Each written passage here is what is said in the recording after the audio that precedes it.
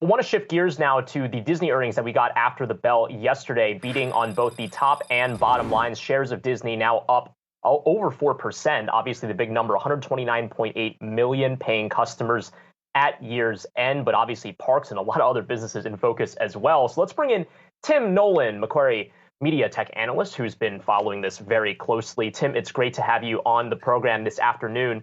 Wanted to ask you just about the overall story for Disney, because on a 2-year basis, the stock has still kind of gone sideways here. Is the pop up simply because of maybe some of the depressed expectations over how fast they could onboard people on Disney Plus?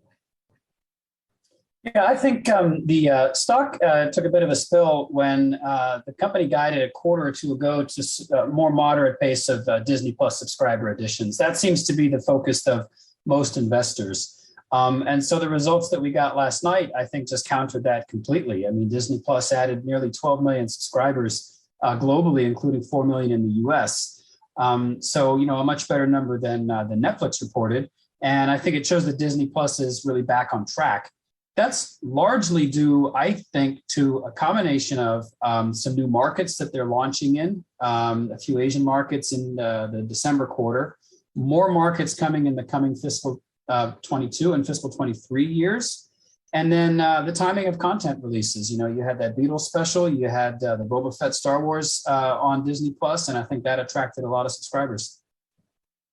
Tim, when we talk about how things could play out this year, the hope is that the pandemic, the worst of it is behind us. This is kind of the first full year of production, or the slate of production they hope to get across.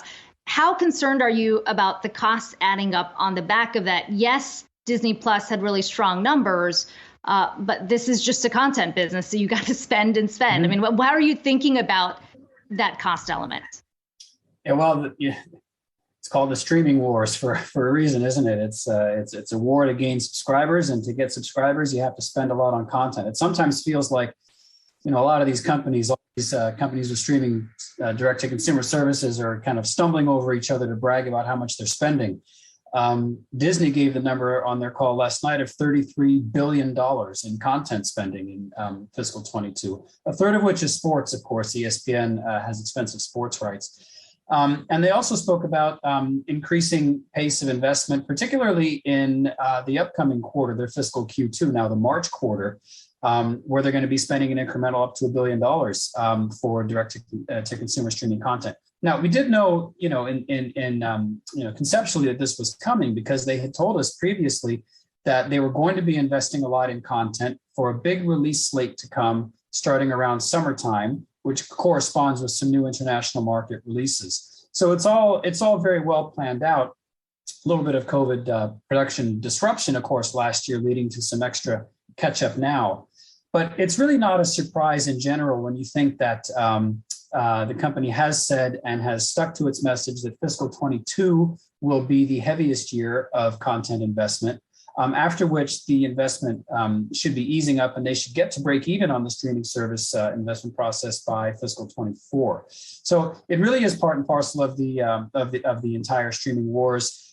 We've said for a long, long time, Disney is the one company that is in absolute pole position here, given the brand strength, given the huge library, given the popularity of its content, and this amazing run of content that they're coming out with now over the next couple of years.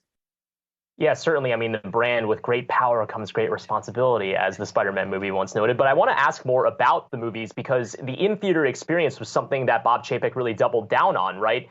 He was saying in the earnings call that that's going to be our North Star, and they really cleared through the Omicron variant when they released Spider-Man No Way Home. So what do you see as the importance of the in-theater experience for Disney? Disney has, like many of its studio peers, has experimented with, putting some first release films directly on their own streaming service. Disney has gone a step further by charging, $20 in addition to, the Disney Plus fee for several of these films. But at the same time, they've kind of taken advantage of the COVID situation when people were stuck at home to do this kind of experimentation. I think the message has continued, though, from Disney, that the in-theater experience is very important. Just financially speaking, it's a great way to generate interest in the film, which can then lead to follow-on viewership, or people that missed it in theaters to then watch it now on the streaming services.